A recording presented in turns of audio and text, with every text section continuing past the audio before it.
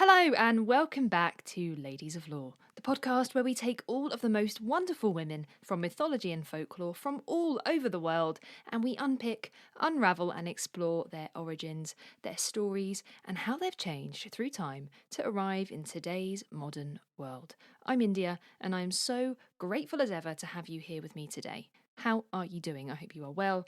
It's actually been a little while since it's been just me riding solo, as we've had our amazing guests RPG Major and Missy on the last few episodes, but today I am back on my own. Well, sort of, because you are actually going to hear somebody else talk in just a minute, but they're not actually here with me in the moment, so I'm going to say it's me riding solo.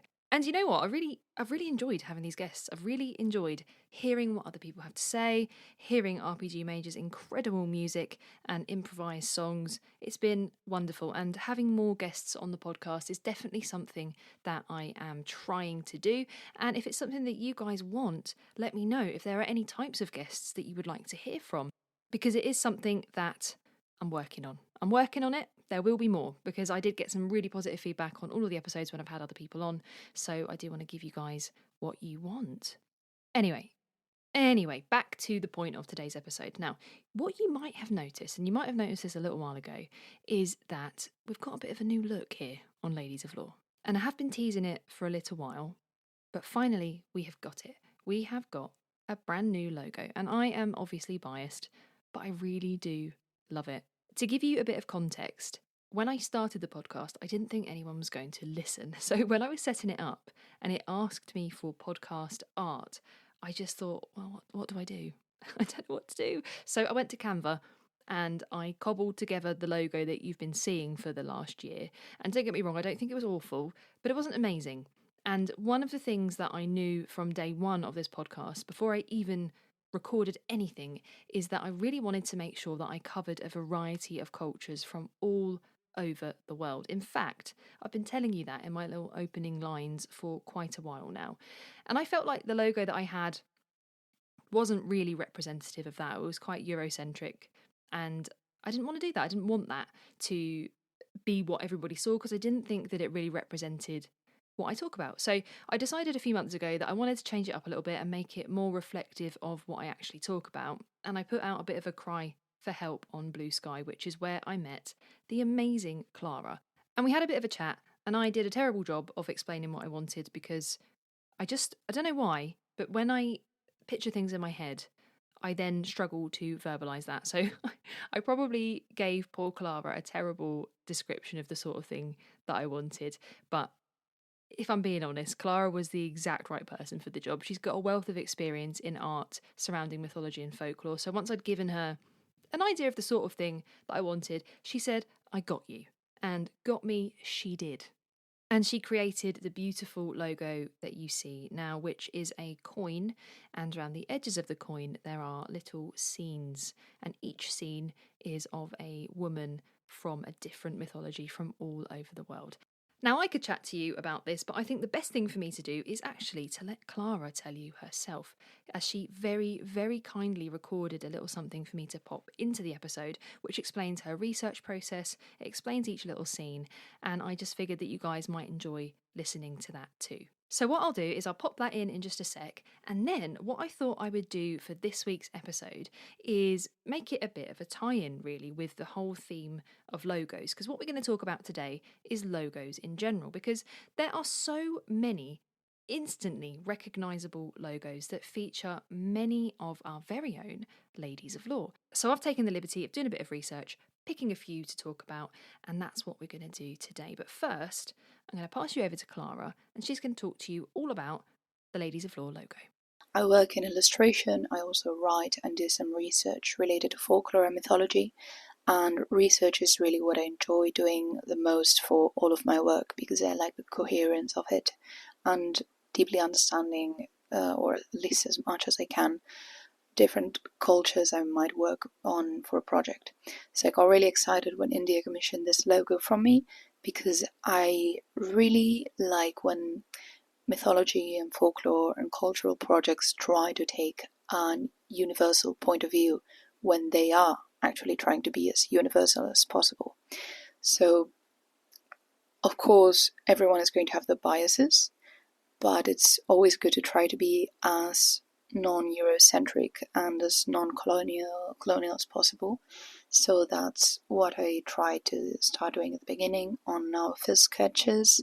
Some of the ideas we discarded had to do with stained glass or embroidery, tapestries, which are very universal idea, especially the tapestry, the weaving, and the idea of decorating and telling stories through visual media is something that appears throughout most cultures.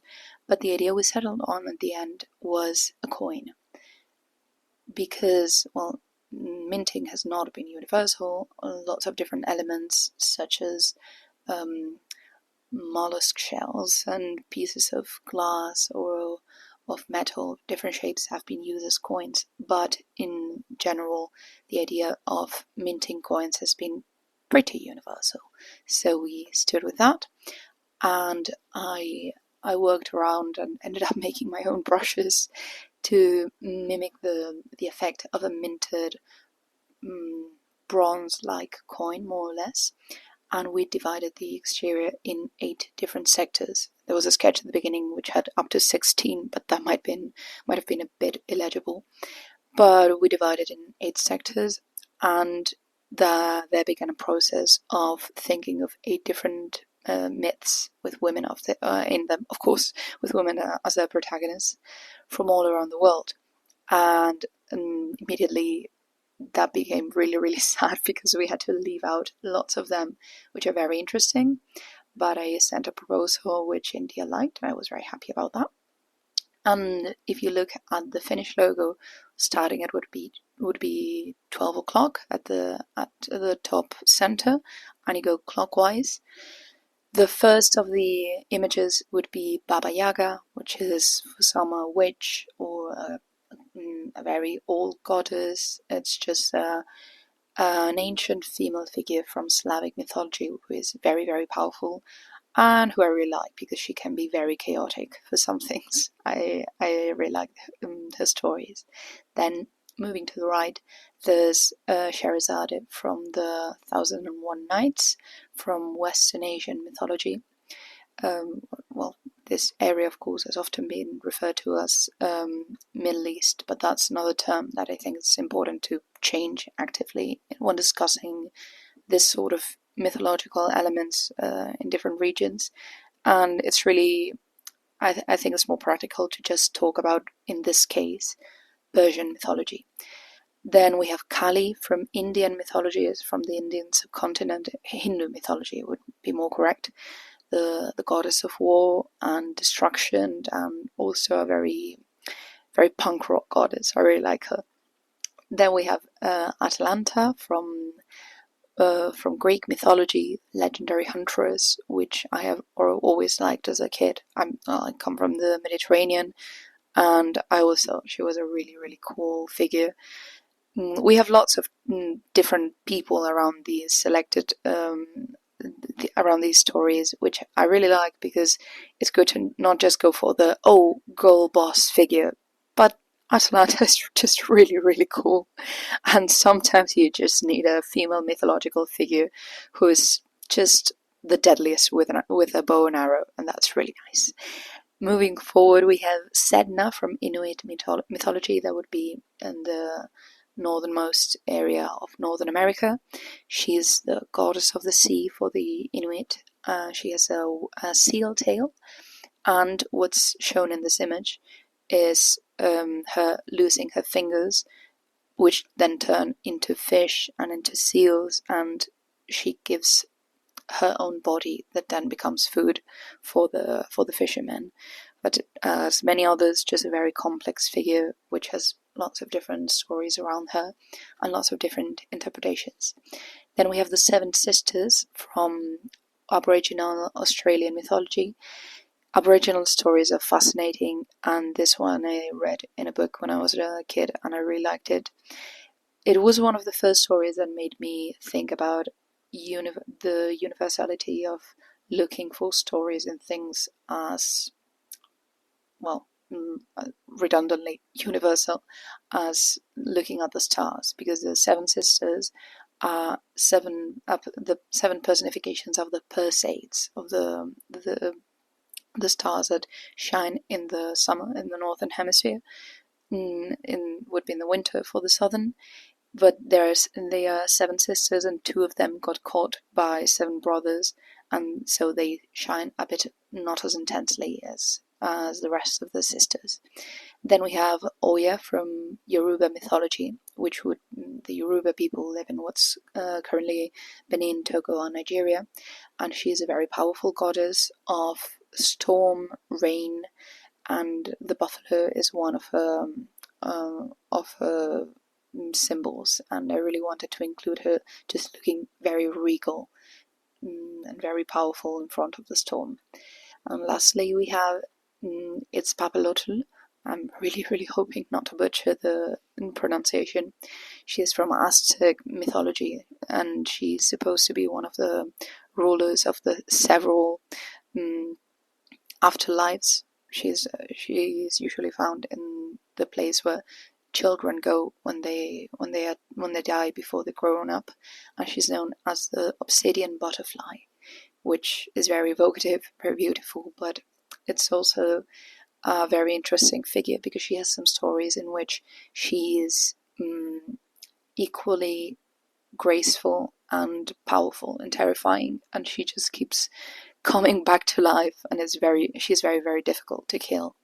So in general, there are a lot of different stories, and I try to also look for different representations of femininity, because in mythology we have the tendency to just look at the great Western archetype of the maiden, the mother, and the crone. So a woman can either be a delightful, beautiful young woman, someone's mother, or an old hag full of wisdom, when just as any other human being, women are very different things. And I think it's really good to look at mythology in ways that represent that, because humanity has done that for a very long time. When I looked at the more technical and the artistic parts of it, I try to go for a very simple style, just very clear lines, not too many details, because in the end we're trying to evoke a sort of minted coin which has a limited set of details that you can add, especially if you're trying to recreate something old looking. But I try to include small references here and there to cultural elements which could be representative of the different areas. For instance, Shahrazad's clothes are based on Persian paintings from the 15th century. Baba Yaga is wearing a scarf around her hair. She's wearing it loose because she's a more chaotic figure, and although an elder woman in the Slavic area wouldn't have hair like that, I like letting her hair loose as a symbol of that. And of course, the little hut on chicken's legs is based on a nisba, traditional hut found all around Russia and adjacent Slavic areas. Then Kali is represented with snakes, which is a very common element. The Stymphalian birds, which Atalanta is hunting, have very long beaks, which are referenced in some myths and in some versions of the myth, of course. And then there are just some elements which can't properly be represented. For example, the 7 sisters from Australia, they wouldn't wear too many clothes if you look at Aboriginal clothing and traditions, but they would usually paint the body. So I included some little details that you can look at for that, but also some lines and some point drawings around them, trying to look at Aboriginal drawings that can be found on rocks and that are very beautiful. Oya and Sedna both have clothes that I have looked at the respective cultures and tried to just make in a very simplified way. And then for its Papalotl, it's just a sort of stylized version of Aztec drawings and sculptures, but looking more at moths, which would be night butterflies or obsidian butterflies, than at a realistic representation of a woman with Aztec clothing, because she's also spoken of as a sort of skeletal woman, which is why I emphasize her cheekbones to make her look like a sort of half corpse. And then there's just little details from different versions of myths, such as Sedna having her hair in braids because she's supposed to create thunderstorm and sea storms when she is upset because her hair is loose, and then a priest has to dive and braid her hair for her to be happy again. So let's have a happy Sedna with her braids on her hair. In general, these are just very simplified versions of very complex mythologies, or just very small examples of fascinating cultures and fascinating folklore, but they're small peeks at stories from all around the world, which is basically what India does, and which I hope she can do for a long, long time, because these stories are fascinating and they are always worth keeping on sharing. Once again, an absolutely ginormous thank you to Clara. Firstly, for the beautiful logo that you've created for the podcast. It is exactly what I wanted, exactly the sort of thing that I wanted. And you're so talented and fantastic. And I cannot thank you enough for that. And also, thank you for the recording and for explaining your process for both myself and for listeners of the podcast. I really, really appreciate you. I appreciate everything that you've done for me and for the podcast, and I couldn't be happier with the logo. And I really hope that you guys all like it too. And if you head over to my Bluesky, I did post it, and you can zoom in and see all of the little scenes around the edge of the coin in a little bit more detail. I know Clara also posted a bit of a thread on Bluesky that just explains her process and the different scenes as well, if you'd like to read about it. So, as I said, I've picked us some logos to talk about today. But before we meet these mythological muses, let's just rewind a little bit and we'll talk about where logos began. The word logos is one of the richest and most layered terms to emerge from the Greek intellectual world, and its history is deeply intertwined with philosophy, theology, and the development of symbolic representation in human culture. Logos derives from the classical Greek word for gather, pick out, or recount. So, from this sort of core sense of collecting and ordering came a more broader meaning of logos as speech, account, reason, or principle. And the earliest textual appearance of the word can be found in the works of Homer, where logos refers to speech or telling, but the term gained a much greater philosophical weight in the writings of early Greek thinkers such as Heraclitus, who used logos to describe the underlying rational order of the cosmos. For Heraclitus, logos was not merely a word, but it was a bit more of a principle of unity and coherence amidst change, a bit like a hidden structure that governs the flux of reality. And the concept of logos evolved even further with the Stoics, who interpreted it as the logos spermatikos, or the seminal reason that pervades the universe. And what that meant is that all things carried with them a rational principle that linked them to the whole of the cosmic order. And the Stoic reinterpretation tied logos to both natural law and divine reason, which gave it metaphysical as well as linguistic weight. Later, in early Christian theology, particularly in the Gospel of John, logos is used to describe the divine word through which all things were created. And the Gospel of John says, "In the beginning was the Word," meaning logos, "and the Word was with God, and the Word was God." And this Christian reworking of that Greek concept fused Hellenistic philosophy with Judaic creation theology and gave rise to centuries of theological debate about the relationship between divine reason and human language. And at this point, you might be thinking, what are you talking about? Because this has got nothing to do with the little symbols that are on everything that I own. But the historical aspect of logos does intersect with the earliest human use of logo-like symbols as identifiers.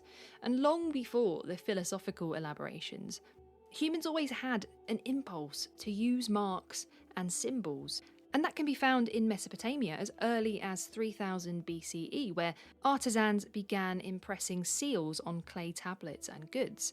And those marks functioned as identifiers of ownership or authenticity, an embryonic form of logos in the modern sense of branding. And you can also see this in ancient Egypt. So the Egyptian cartouche, enclosing a pharaoh's name in hieroglyphs, also worked as a bit of a visual logo, both of sovereignty and of divine legitimacy. And it made that ruler's identity immediately recognisable on monuments, on documents, on walls.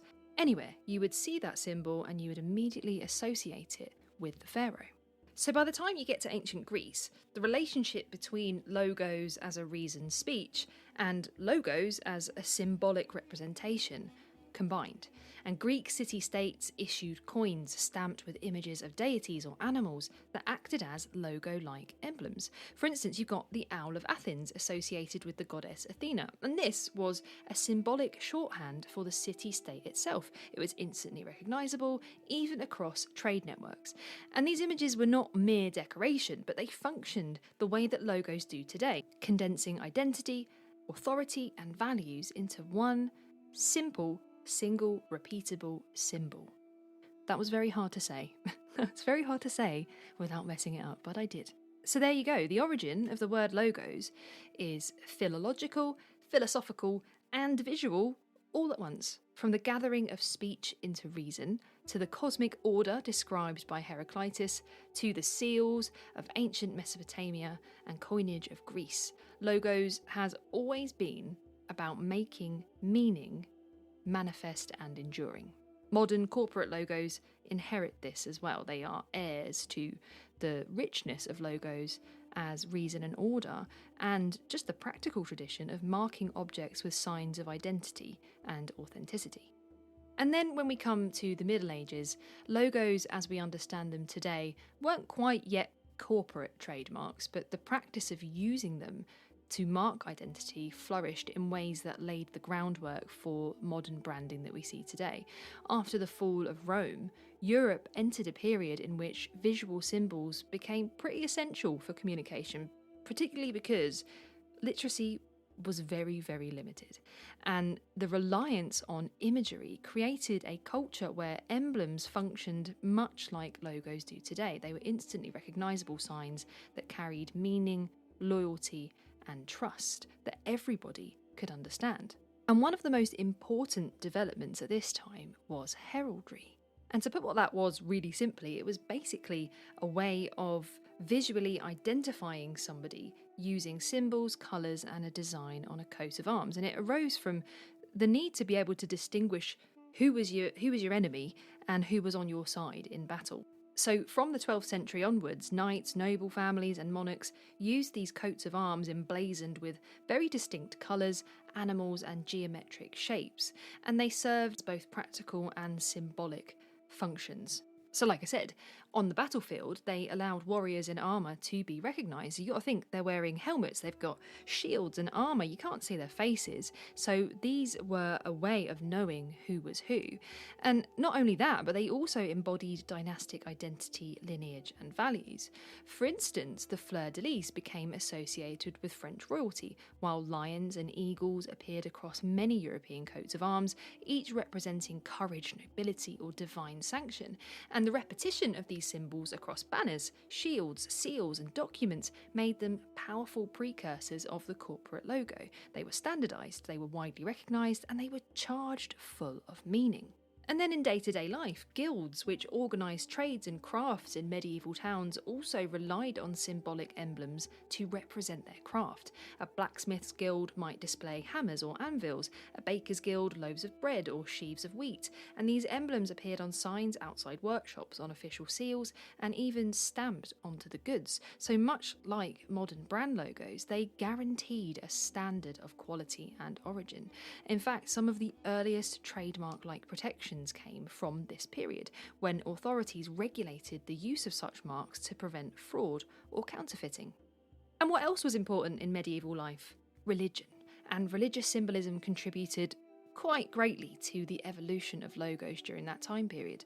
You got the cross, and the Marian monograms, and they functioned as instantly recognisable emblems of faith. Monastic orders and pilgrim routes adopted badges or tokens which were small, portable signs that identified belonging and devotion, and these religious emblems spread widely, achieving a bit of a brand recognition across Europe. For instance, pilgrims to Santiago de Compostela wore scallop shells, which became shorthand for their spiritual journey and destination. And by the late Middle Ages, watermarks in paper production emerged as another important step to the logo. Paper mills marked their sheets with unique designs pressed into the fibres during manufacture to identify origin and again prevent forgery. And some of these watermarks were just simple monograms, others were more intricate symbols, but regardless of what they were, they served again as a sign of authenticity and were a bit of an early form of intellectual property control.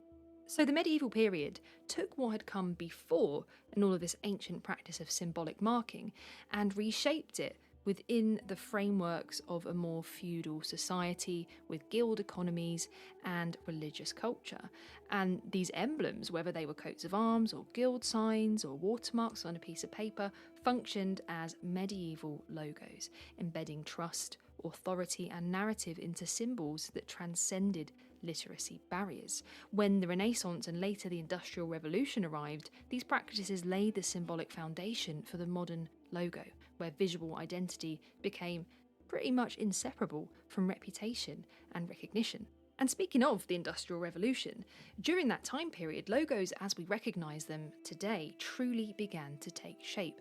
There were enormous changes in production, in commerce and communication between the late 18th and 19th centuries, and this created the perfect conditions for logos to evolve from tiny little local emblems into powerful commercial identities. So, whereas in the Middle Ages a mark might signify a family, a guild, or a faith, the Industrial Revolution demanded that symbols function on a much broader scale, tied to products circulating through much bigger markets and reaching consumers who often had no real direct relationship or contact with the makers. And the main thing that was the driving force behind this change was just the scale of production. New factories were able to churn out goods on unprecedented levels, and for the very first time, identical products from the same maker could be distributed widely across regions and even across the world. And this meant that there needed to be a way for products to be distinguished from one company's goods to another. So where a company might have just bought flour directly from the village miller, now flour, soap or textiles were shipped and stored and sold through intermediaries. So logos stepped in once again as a guarantee of origin, quality and reliability. They reassured the buyer that the product came from a trusted source. At the same time, advances in printing and packaging transformed the visual environment of commerce. Colour lithography and cheaper paper made it possible for manufacturers to package their goods with attractive and eye-catching designs. And this was a big turning point for logos because they were no longer just functional marks of identification, they were an aesthetic tool to entice customers in. And we've all fell for it. Listen, I'm terrible. I'm so bad. If I'm scrolling through any kind of social media and I get an ad and it looks cool, I'm probably going to buy it. I'm terrible. I am a sucker for advertising, a sucker for a good logo, a sucker for good graphic design, and quite often the buyer's remorse is big. But companies knew what they're doing. You got soap companies like Pears in England and food producers like Quaker Oats in the US. And they were some of the earliest adopters of creating a logo that fused imagery with brand narrative. So, for instance, the Quaker Oats logo. I've said it to you and I'm sure it has popped into your head. And this logo helped to evoke trustworthiness, purity and wholesome simplicity by depicting that Quaker figure, even though the company itself had literally no religious ties, but it made you feel something, it made you trust them, and then you're more likely to purchase their product. And as logos became more important, legal frameworks also began to develop to protect them. The Industrial Revolution was the era in which trademark laws were formalised. So Britain had a Trademarks Registration Act of 1875, and that was one of the earliest legal codes to allow companies to officially register their marks. And that law recognised that logos had become valuable intellectual property, and it was worth defending against imitation. The Base Brewer's Red Triangle, registered in 1876, is often cited as the first officially protected trademark under this act. The symbol itself, very simple, is literally a red triangle, but it became iconic and proof that a clean and memorable logo could carry immense commercial weight. Railways and global trade networks spread branded goods further than ever before, and the competition for consumer attention intensified. Logos had to be bolder, they had to be more legible, they had to be distinct, they had to stand out on crates, on barrels, and packages in crowded marketplaces. So, in this sense, the Industrial Revolution democratised logos. They were no longer confined to elites or to guilds or to states, but they were just part of everyday life, seen on ordinary goods from biscuits to beer, matches, and soap. And this period also established a cultural shift as well. Logos began to function as more than just identifiers. They also became aspirational symbols because they embodied values and lifestyles and modernity itself.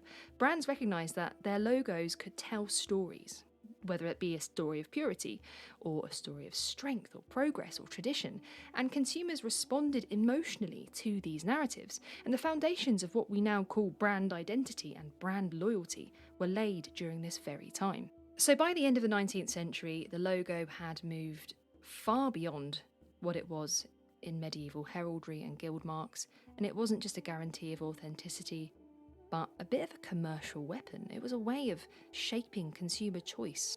And the Industrial Revolution marked the true birth of the modern logo, turning these ancient practices of marking identity into a sophisticated system of mass communication in an age of industrial capitalism.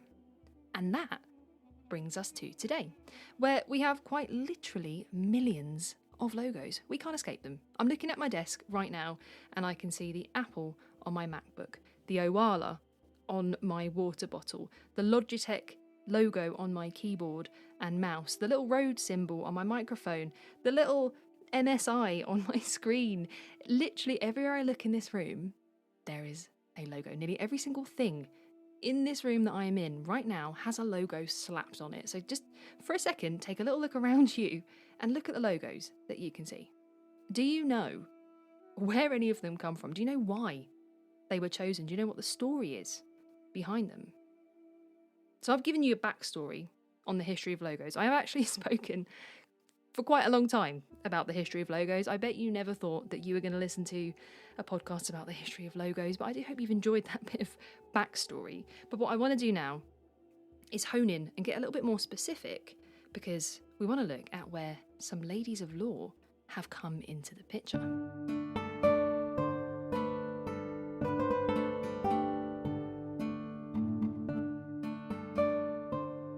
We're going to start with my favourite way, personally, to start the day, and I'm sure it is the same for many of you, and that is with a lovely cup of coffee.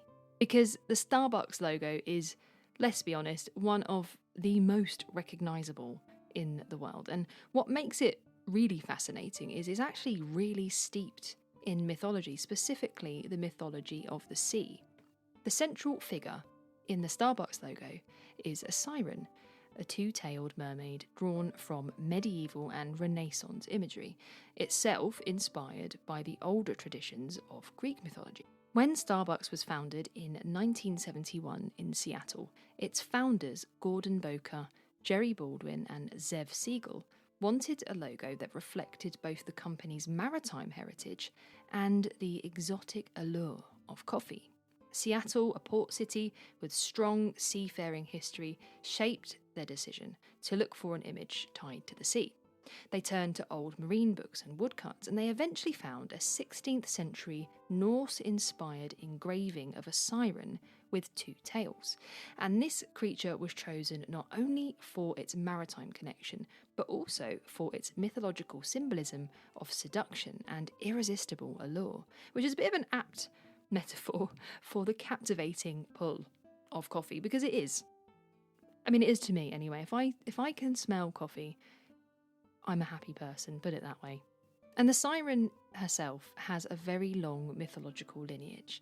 In Greek mythology, sirens were part woman and part bird creatures who lured sailors to their doom with their enchanting songs. And by the Middle Ages, the image of the siren had evolved a little bit in European folklore and art, and it's dropped the element of the bird and became something closer to what we recognise as sea-dwelling mermaids and figures of dangerous beauty.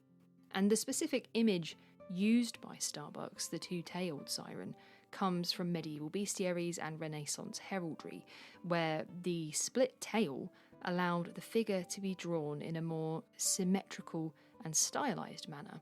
And sometimes these two tails were interpreted allegorically, symboling both abundance and duality. And in its original 1971 design, the Starbucks siren was drawn in brown ink in a bit of a medieval woodcut style. She was topless, with her twin tails held up on either side. And the founders wanted this bold design because it tied directly to the old world seafaring coffee tradition and also carried, like I said earlier, that sense of exoticism. Which feels really funny to say because I would say Starbucks is probably the least exotic thing, but that's just me. Over time, though, the logo obviously underwent a lot of refinements, and there was a redesign in 1987 when Howard Schultz brought Starbucks and took the logo and cleaned it up and placed it inside a green circle, giving it a bit more of a modern feel, but also keeping that mythological essence. By 1992, her navel and her more risque elements were obscured, reflecting the company's move to more of a family-friendly and mainstream image. The most significant change came in 2011 during Starbucks' 40th anniversary. At this point, the siren's face was enlarged and the surrounding wordmark, which said Starbucks Coffee, was removed entirely. And when you think about it, that's a pretty bold move, right? You're taking out the name of your brand. And that signals that the siren itself had become powerful enough to stand alone as a global icon. And in its current form, the logo represents not only Starbucks as a brand, but also as a mythological continuity. The siren remains the figure who irresistibly draws people in, much like the smell of coffee, much like all of the silly cups that they release every season, much like in August when they announce that pumpkin spice lattes are back and all of us millennials go and flock to it. So next time you go in there, that's the siren. That is the siren luring you in with the promise of a pumpkin spice latte and some form of pastry. Actually, they do really nice little egg bites in Starbucks. See, I live in the middle of nowhere. Okay, I don't even know how close. How close is the nearest Starbucks to me? It's a long time away. I don't have Starbucks a lot, but I do like their egg bites. That's irrelevant to this podcast, though. So why was this mythology chosen in the first place? Well, because, as I said, in Starbucks' framing, coffee is a seductive commodity. It's exotic and alluring, and it's deeply connected to voyages of trade and exploration. In fact, the company's name itself, Starbucks, was inspired by Starbuck, who was the first mate in Herman Melville's Moby Dick, further enforcing that maritime theme. The siren embodies both the company's nautical roots and the enchanting quality of the product itself. So the Starbucks logo is not simply a design choice, but it's a very carefully crafted mythological symbol. It draws from centuries of folklore, centuries of medieval iconography and maritime tradition, all repackaged and reinterpreted to create a visual metaphor for a modern global coffee empire. Now, I love talking about the sirens, and I have done a full-length episode so you can hear more about the sirens in detail on the episode that I did where I covered them alongside the guys at RPG Major, and it is a really fun episode, so I really would encourage you to go over to that episode if you've not listened to it yet and you want to know a little bit more about sirens.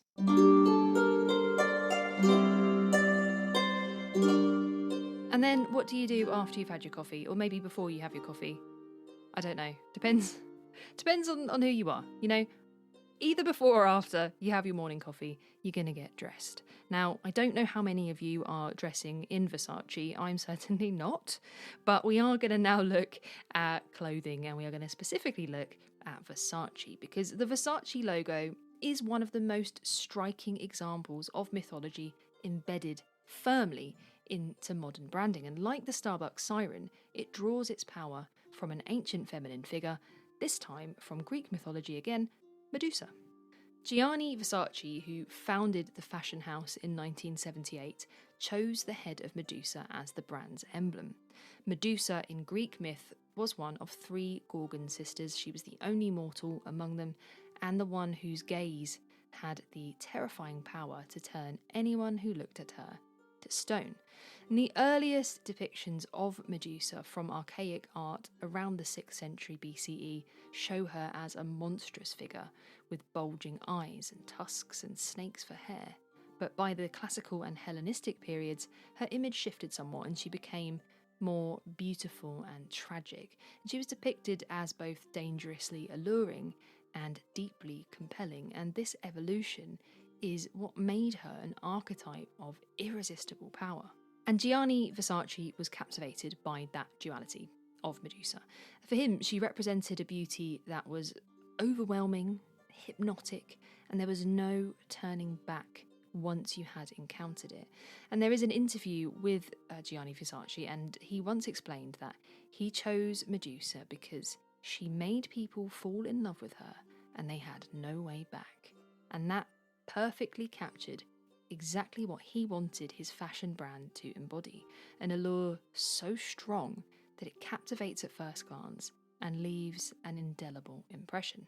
The specific design of the Versace logo is rooted in classical art.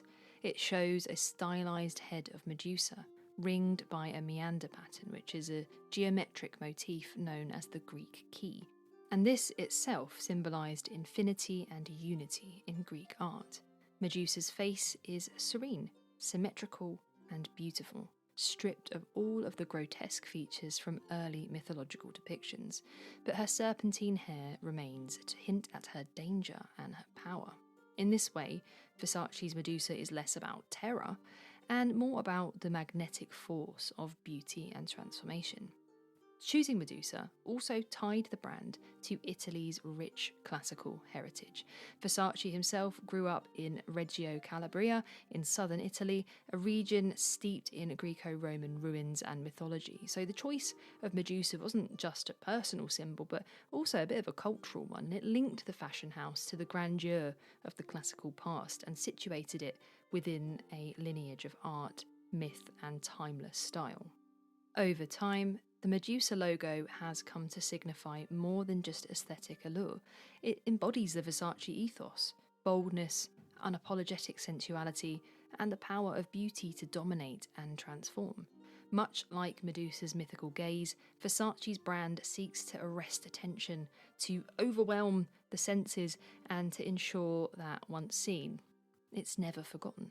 So the Versace logo turns a myth of terror and fascination into a modern emblem of luxury and seduction.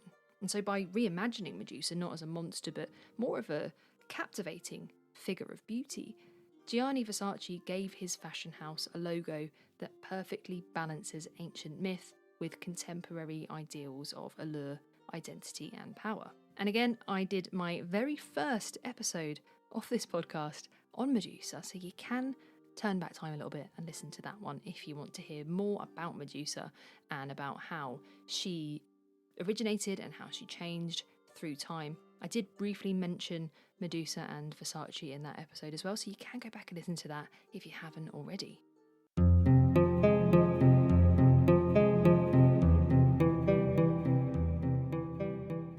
Okay, so we've had our coffee, we've got dressed in our Versace clothes. before or after our coffee, whatever your preference is. We're about to head out the door, and we put on our trainers. Yes, we are putting on a pair of Nikes. And the Nike logo, the famous swoosh, is one of the simplest and most powerful brand marks in the world. But behind its clean stroke lies a deeply mythological origin, tied to a woman of Greek mythology again, the goddess Nike.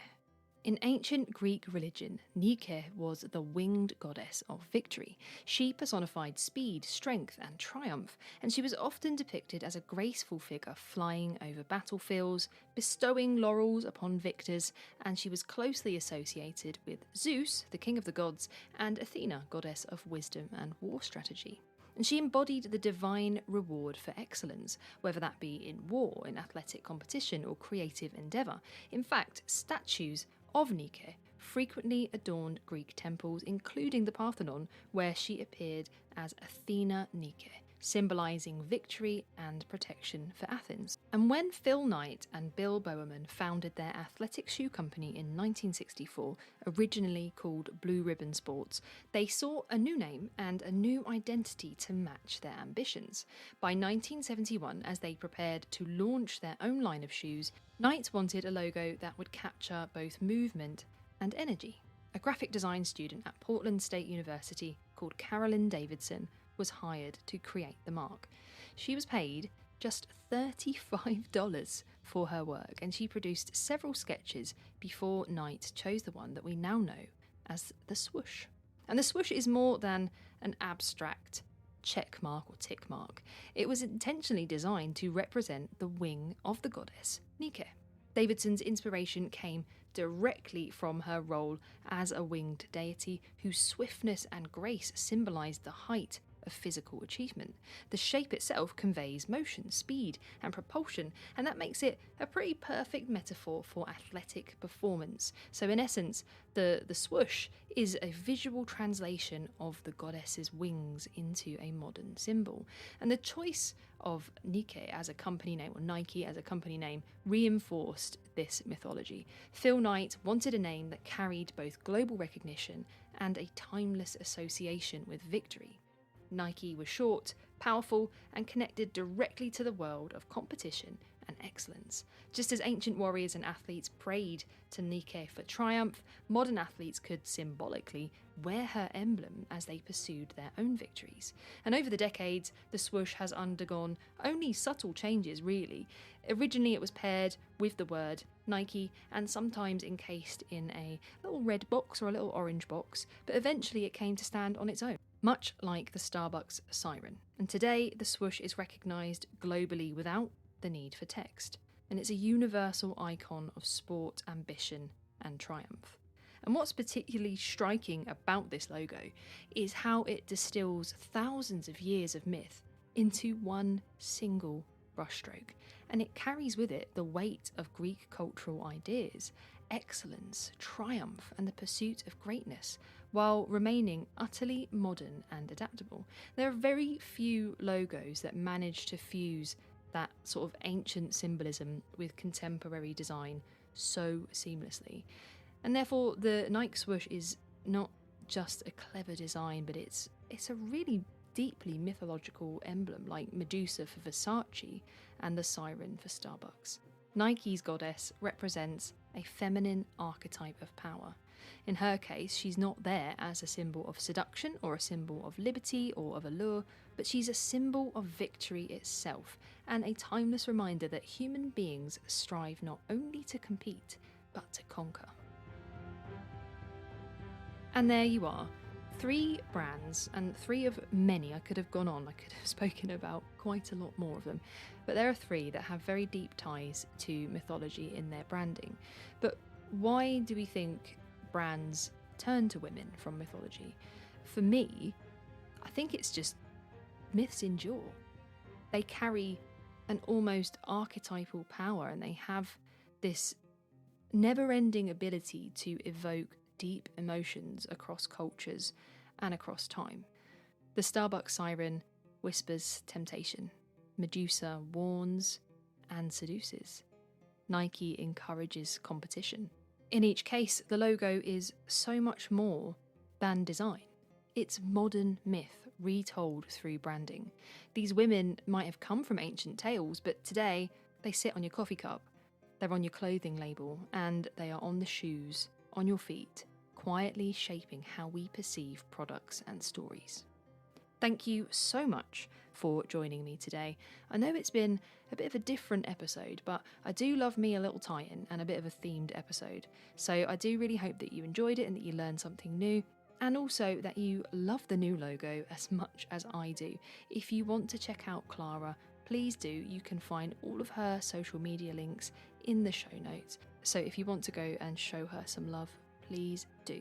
You can also follow me on TikTok and Bluesky, or you can sign up for the Patreon for more little extras. There are lots of little extras. I do them quite a lot of days out of the week, and most of them are absolutely free, and the Discord server is completely free to join.